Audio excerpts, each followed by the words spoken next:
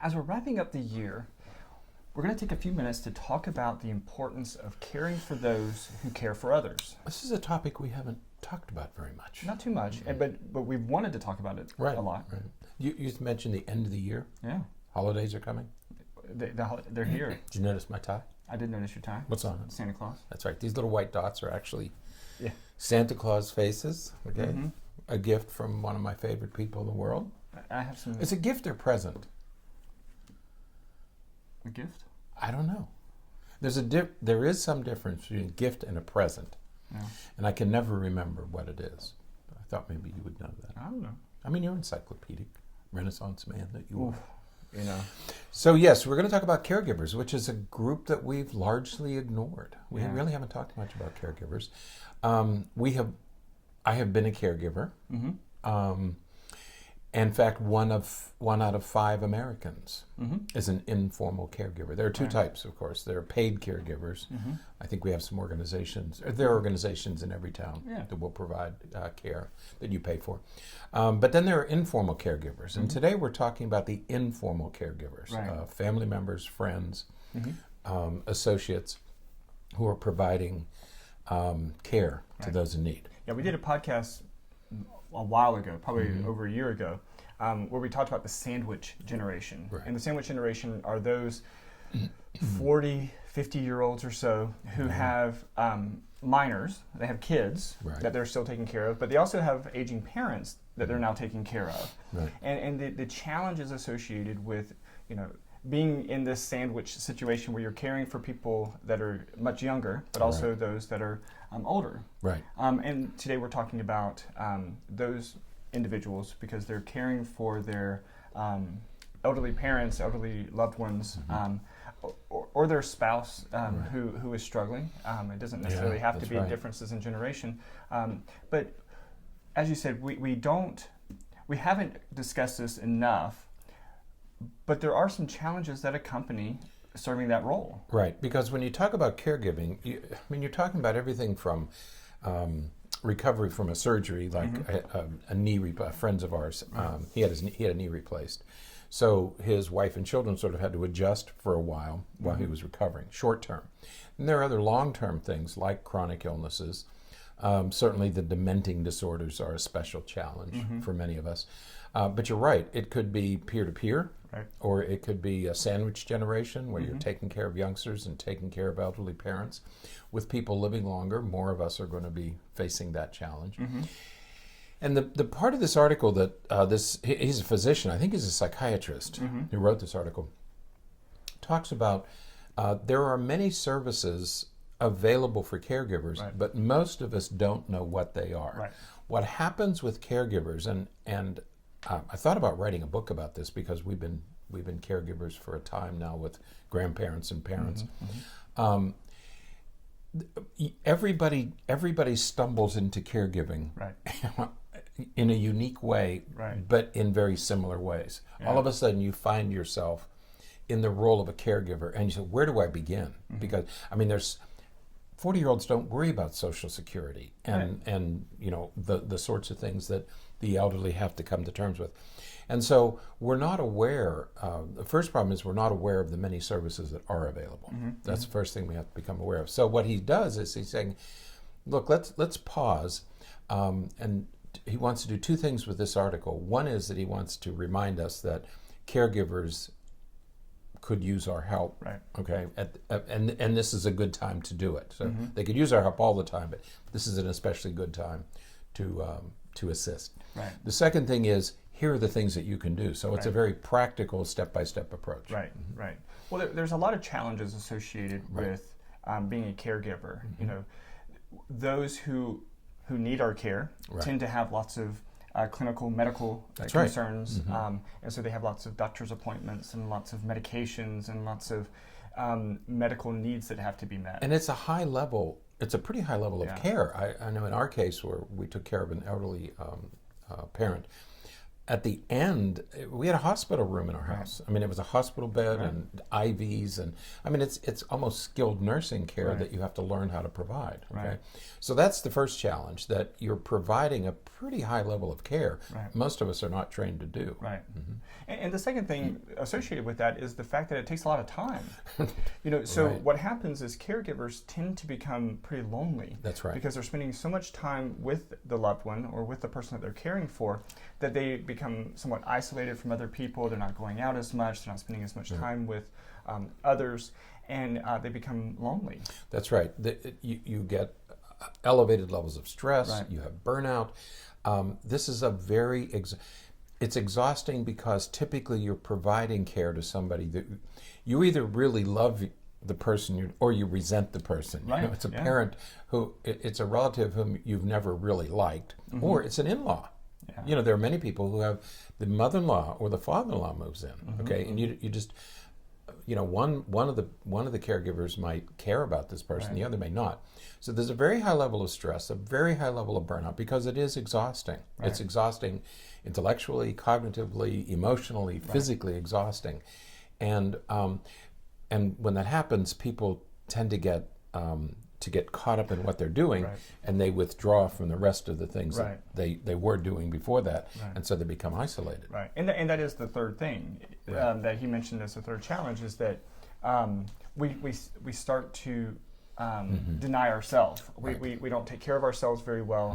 When we serve as caregivers, all of our focus goes on providing care for the other person, but we're not taking care of ourselves, and so we get into bad habits. We stop eating well. We stop exercising and doing things to make sure that we remain healthy. Right. So you have isolation, and then you have loneliness. And the loneliness leads, and I've never seen this phrase before. He calls it a toxic reduction in self-care, which is a lovely way to put it. A toxic reduction in self-care. You stop taking care of yourself, so you gain weight, you get out of shape, you don't launder your clothes as often as you should, you don't take care of your house, you don't do the normal things for yourself that you would do because your time and energy is going to caregiving.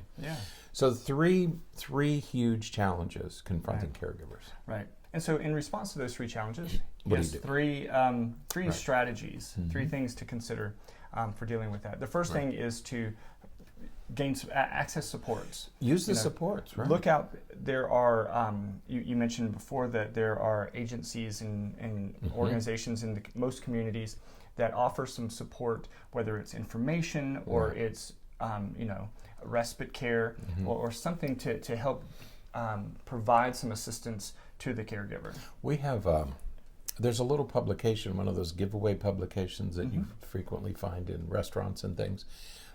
It's written by a couple in town, and it specifically addresses elder issues. And so those kinds of things are available, and that little booklet contains all of the caregivers and providers and geriatric specialists in this 3-county area. So there are many services available. Most of us don't know about them, but go out and access them. Another thing that he mentions that I thought was really interesting is the idea of becoming involved in the arts. He talked about how that artistic expression. He referenced a study that suggests the benefit of especially group-based art activities that help the caregiver with different forms of expression. We did a whole week on arts-based therapies and how sometimes it's easier to deal with some of those emotions when you're doing it artistically than it is to try to sit down and talk about it. I was glad that he did it, because he talks about being in a chorus, and I have some friends who have joined their church choirs. There are other community groups, but the easiest to access is a church choir because it's readily available, and they're always looking for volunteers. So music, dance, art, visual arts, I guess, are all really, really good for the caregiver. And lastly, and maybe obviously, taking care of yourself. Making sure that you take some time to exercise and to eat well and to do the things that you need to maintain your own mental and physical health. That's right. Yeah, you got to take care of yourself. Yeah. Because it's easy to let go of your own health. And as I always say to people, if you fall apart, everybody falls apart. You know, so you have to be very careful. Yeah, you got to put an oxygen mask on yourself first. Oh, that's right. The airplane thing. Yeah. Right? Yeah. I love They always tell us, put the oxygen mask on yourself first, and then on everybody else. Then you can be of some help to others. I was also encouraged at the end of the article, he talks about some marketplace changes. Some companies are giving family leave time for caregivers, which is new. And also there are some government regulations that are changing. We have an aging population. Right. We know that. The baby boomers are beginning to age. And so we're going to have to, everybody knows we have to do something. So there are some regulatory changes. But in the meantime, plenty of places to go. And in fact, I just remembered his name. It's Wes Craven, who publishes here in our area. That magazine in our area. So access those things, but take care of yourself. Absolutely. Okay. So. But help a caregiver. Yes. Over the holidays. Yes. Okay. And if you are a caregiver, help yourself. Take care of yourself. Right. So before we go today, with the last week of 2018 lying ahead of us. So we have. Oh yes, it is. Yeah. Wow. We have the last week of 2018 lying ahead of us. We're working on making a couple decisions here at the podcast. And why? Because we're growing. We're growing, and we've received some feedback from listeners, and we would like to get some more feedback. We have been doing today's episode. What is this one? 600? Is episode 605. 605. 605. The podcast that will be posted tomorrow, Saturday, the 21st or 22nd, is episode 606, and that is going to be the recording from our live broadcast at the Mental Health Bloggers Conference from London. But so we've done over 600 podcasts. We've been doing six a week for a couple years now. 175 years. But what we're considering a couple of other things, because we have a lot of other things that we'd like to be doing and want to do. And one of the things that we're considering in an effort to create more time for some of that is cutting back, and instead of doing 6 podcasts a week, cutting back to one, but do a long form podcast that we'll post on Saturday mornings that focuses on a particular topic.